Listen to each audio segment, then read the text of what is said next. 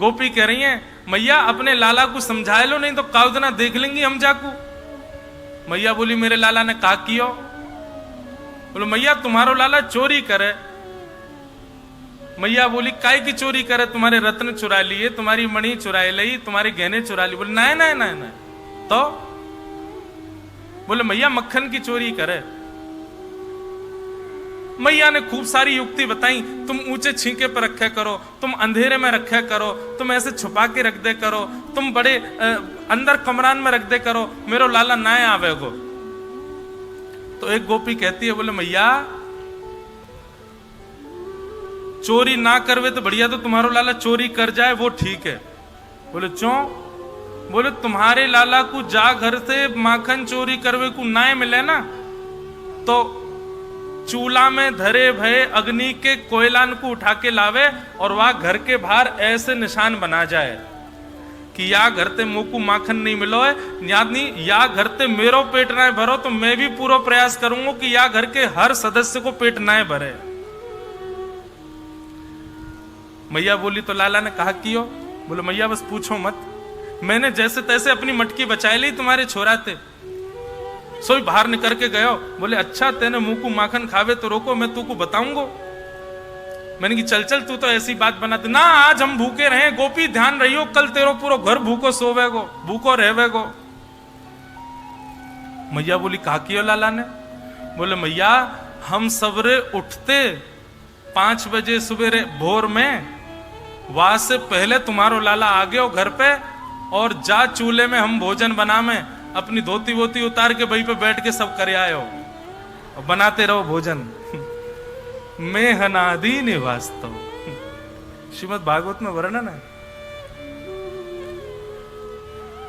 वेद व्यास जी मुंह पकड़ करके बैठ गए। नारद जी बोले कहां लिखी आपने ये बात? कहीं भी नहीं। आपने हर जगह कृष्ण के प्रभाव को बताया है, उनका स्वभाव कहां दिखाया आपने? अब ये प्रसंग आप कहेंगे तभी तो सुनने वाले को प्रेम होगा उनसे, और जब तक प्रेम को आप प्रदान नहीं करेंगे तब तक आपका चित्त शांत नहीं होगा। मुझे कभी कभी इस विषय को कहते कहते लगता है यदि नारद जी ने आकर के वेद व्यास जी को नहीं समझाया होता, प्रेम की प्रधानता ना बताई होती, तो कभी भागवत की रचना नहीं होती, और यदि श्रीमद् भागवत ना प्रकट हुई होती तो आप और मैं हम सब इस स्थान पर नहीं बैठे होते। ये कोई कोरा जंगल ही होता, सूरदास ना हुए होते, मीराबाई ना हुई होती। हमारे ब्रज में बाहर के लोगों को बसावे में, लोग बाग श्री जी से प्रार्थना करते हैं कि हमको ब्रज में बसाओ, लोग बाग ठाकुर जी से प्रार्थना करते हैं कि हमको ब्रज में बसाओ, यमुना जी से संतों से प्रार्थना करते हैं कि ब्रजवास मिल जाए। आज हम सूत्र बता रहे हैं, ब्रजवास की यदि इच्छा हो तो महादेव की आराधना करो, महादेव ब्रज में बसाएंगे। महादेव को ही अधिकार है ब्रज भेजने का। कितनों को भेजा? हरिराम व्यास जी को ब्रज भेजने वाले श्री महादेव। हरिराम व्यास जी जब वृंदावन आ गए तो वृंदावन से उनका जाने का मन नहीं हुआ। तब ओरछा से कई ब्राह्मण गए, उनके परिवार के लोग गए, मधुकर शाह राजा स्वयं चला गया, और मधुकर शाह राजा ने तो वो किया जो कोई नहीं किया। उसने कहा हरिराम व्यास जी से स्पष्ट कहेंगे कि चलो वापस तो नहीं जाएंगे, इनके गुरु जी से आज्ञा दिलवा देंगे तो इनको जाना पड़ेगा। तो मधुकर शाह ने जाकर के श्री हितरवंश महाप्रभु को जाकर के प्रणाम किया, राधा वल्लभ लाल जी के मंदिर में वंदन करके, और हितरवंश महाप्रभु से मधुकर शाह ने कहा कि आप हरिराम व्यास जी को आज्ञा दीजिए कि वो वापस ओरछा चले जाएं। तो महाप्रभु जी बोले भैया ये आज्ञा उचित तो नहीं है, किसी को ब्रज में रहने की इच्छा है तो तुम उसको वापस क्यों ले जाना चाहते हो? तो मधुकर शाह बड़े चतुर थे, उन्होंने कहा देखिए हरिराम व्यास अकेले वृंदावन में रहेंगे तो अकेले का उद्धार होगा, पर हरिराम व्यास ओरछा में रहेंगे तो पूरे ओरछा का उद्धार होगा। तो एक का उद्धार अच्छा कि पूरे नगर का उद्धार अच्छा? तो हितरवंश महाप्रभु बोले भाई नगर का उद्धार अच्छा है। तो बोले आपसे प्रार्थना है कि आप इनको आज्ञा कर दीजिए कि ये वापस हमारे साथ चलें। तो महाप्रभु जी ने स्वीकार कर लिया, ठीक है हम हरिराम व्यास जी से कह देंगे कि वो वापस आपके साथ चले जाएं। एक बहुत अच्छा पद है उनका, मैं वही ढूंढ रहा हूं। वाह,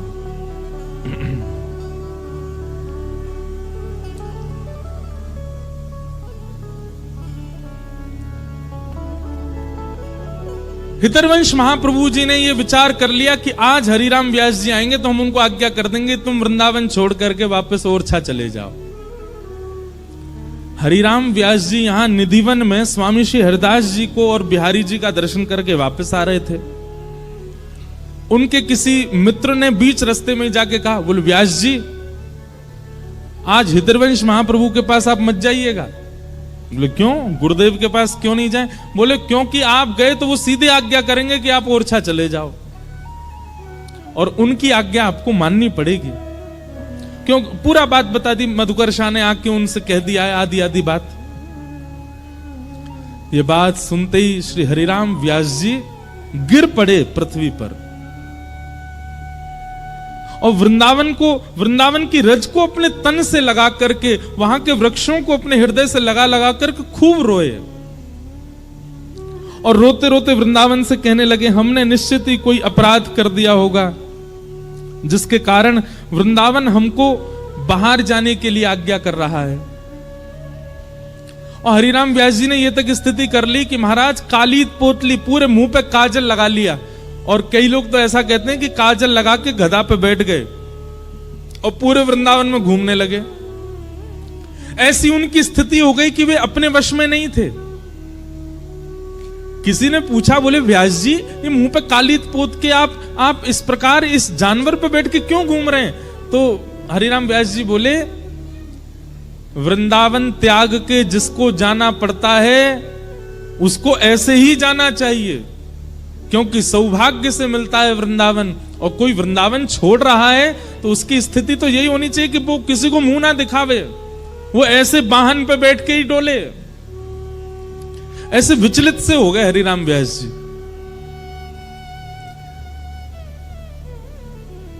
हितरवंश महाप्रभु जी ने जब हरिराम व्यास जी को देखा तो ओरछा के राजा मधुकर शाह जी से कहा, देखो व्यास जी की स्थिति देखो, वृंदावन को त्यागने के लिए ये बिल्कुल राजी नहीं है। अगर ये वृंदावन से तुम इनको ले भी गए ना, ये प्राण त्याग देंगे अपने, ऐसा मत कर।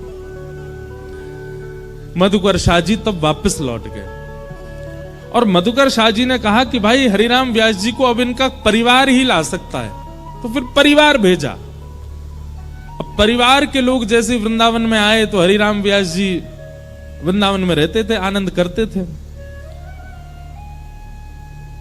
परिवार वालों से बचने के लिए कुंज निकुंजों में घूमने लगे हरिराम व्यास जी, और तभी आपको घंटे घड़ियाल की आवाज सुनाई दी। राधा वल्लभ लाल जी का महाप्रसाद बट रहा था, हरिराम व्यास जी सबसे आगे खड़े होते थे पंक्ति में, लेकिन आज परिवार वाले घूम रहे हैं वृंदावन में, तो इतना विलंब हो गया कि कैसे पहुंचे।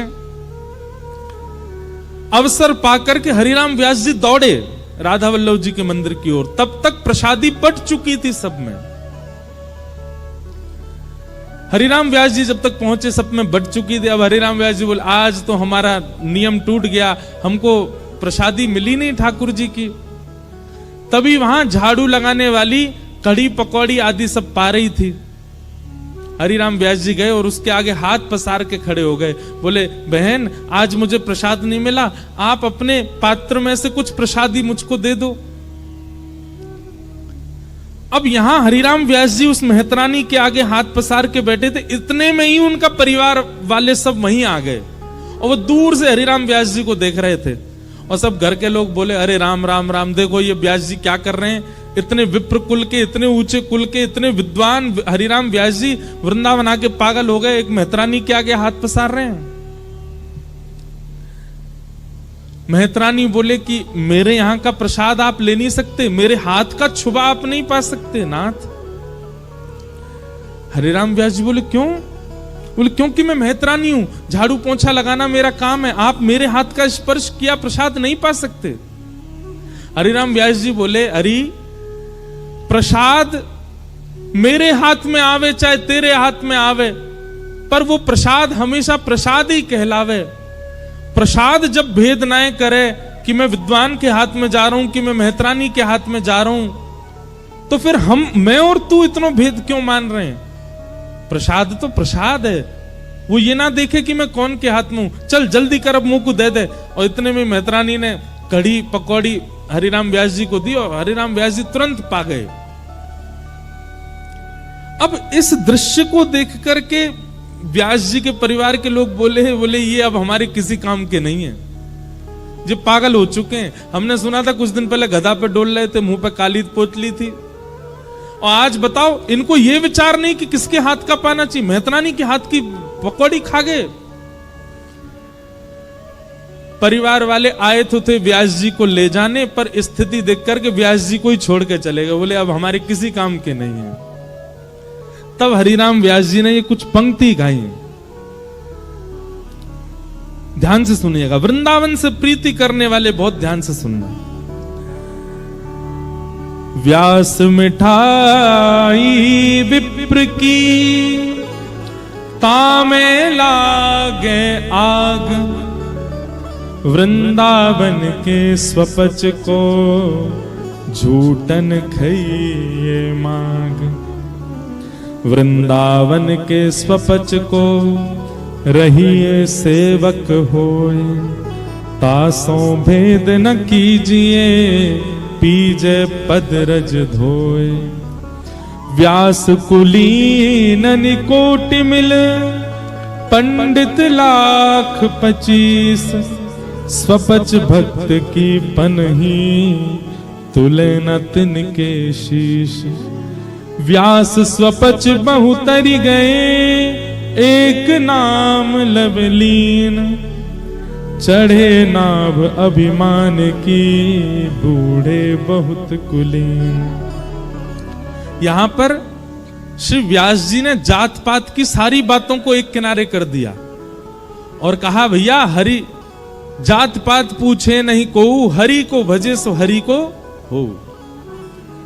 वृंदावन के तो स्वपच की भी अगर प्रसादी मिल जाए तो उसको पालो, उसके आगे अगर कोई बहुत बड़ा विप्र कहीं और का आपको कुछ दे रहा हो तो उसको भले ही मत स्वीकार करो, वृंदावन का कोई कुछ दे दे उसको स्वीकार कर लो। ऐसा अनन्य प्रेम, ऐसा अखंड प्रेम वृंदावन के प्रति श्री हरिराम व्यास जी का था। तो हमने ये विषय क्यों शुरू किया कि आपको बंधन नहीं छोड़ने पड़ते, आप ठाकुर जी को पकड़ लो, सारे बंधन ठाकुर जी अपने आप छुड़वा देंगे आपसे। ऐसी ऐसी क्रिया करवाएंगे कि कोई आपके संग रहेगा ही नहीं। पर